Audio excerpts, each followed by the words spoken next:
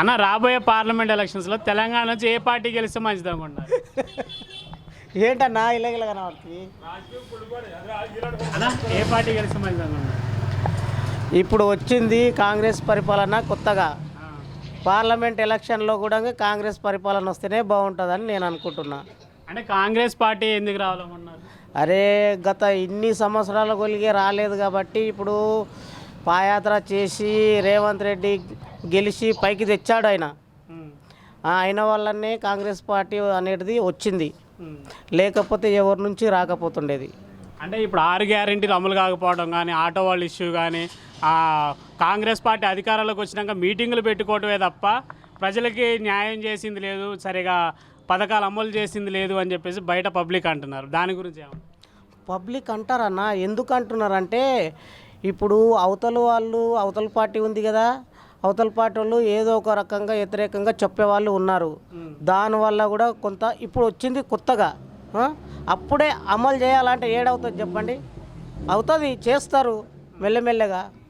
అంటే గత మీటింగులల్లో రేవంత్ రెడ్డి గారు పార్లమెంట్ ఎలక్షన్స్లో కాంగ్రెస్ని గెలిపిస్తే కానీ మీ పథకాలు అనేవి పూర్తి స్థాయిలో అమలు కావు అని చెప్పేసి ఒక మాట అన్నారు.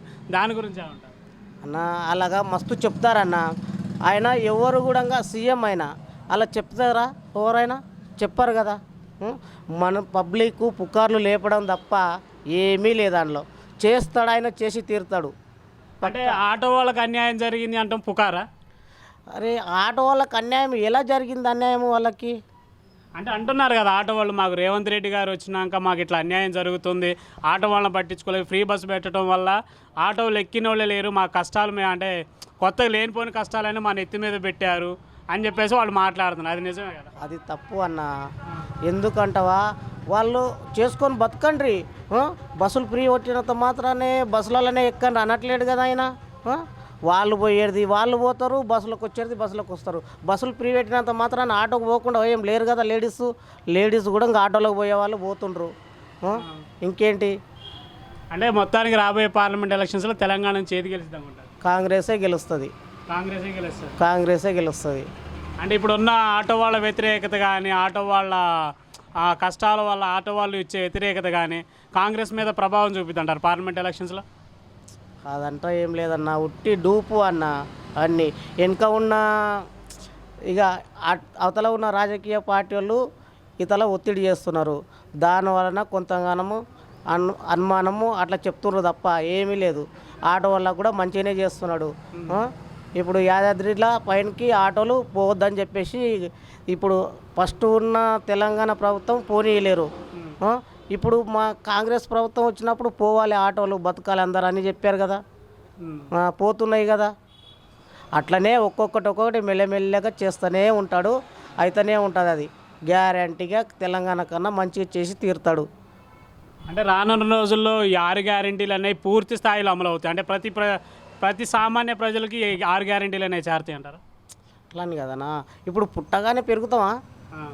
ఇది కూడా అంతే. ఇప్పుడు సంవత్సరం కూడా కాలేదు కాంగ్రెస్ ప్రభుత్వం వచ్చి, అవుతుంది సంవత్సరం 2 సంవత్సరాలు, ఈ 5 ఏళ్ళ వరకు ఏం చేస్తాడు ఏం లేదనేది చూడాలి. చూసిన తర్వాతనే చేయలేవని చెప్పేసి మాట్లాడాలి, అంతే. అంటే అధికారంలోకి వచ్చిన అతి కొద్ది రోజులలోనే కొంచెం వ్యతిరేకత అనేది వచ్చింది ప్రజల నుంచి. అది నిజమే కదా? అవతల పార్టీ వాళ్ళ దగ్గర నుంచి వచ్చిందన్న అది. అంటే పార్టీ వాళ్ళు చేసే ఒత్తిడి వల్ల ఈ వ్యతిరేకత వచ్చింది అంటారా? అంతే. అంటే కాంగ్రెస్ కంటే మిగతా పార్టీలు బలంగా ఉన్నాయి అని చెప్తారా? బలంగా ఉన్నాయి మళ్ళా. కాంగ్రెస్ పార్టీ మాత్రం బలంగా ఉంది. అసెంబ్లీలో కూడా ఇదే వస్తుంది. రాబోయే పార్లమెంట్ ఎలక్షన్స్లో తెలంగాణ నుంచి ఇదే కాంగ్రెసే గెలుస్తుంది అంటారు. మరి కేంద్రంలో ఏది ఉంటుంది అనుకుంటారు? ఇంకా కేంద్రంలో ఏది ఉంటుందా అంటే ఇక మన మీద డిఫరెంట్ అయి లేదు, ప్రజల మీద ఉంది అది. ఓకేనా? ప్రజలకు తెలుస్తుంది, ప్రజలు ఎట్లా అనుకుంటే అట్లా అవుతుంది. అంటే రాబోయే పార్లమెంట్ ఎలక్షన్స్లో మొత్తానికి కాంగ్రెస్ పార్టీ గెలిచిద్ది అనుకుంటారు మీరు? పక్కా ఇది మాత్రం గ్యారంటీ గెలుస్తుంది. 6 గ్యారెంటీలు అంత గ్యారెంటీ చెప్తున్నారా? అవన్నా పక్కా. ఇది రాసి పెట్టుకో.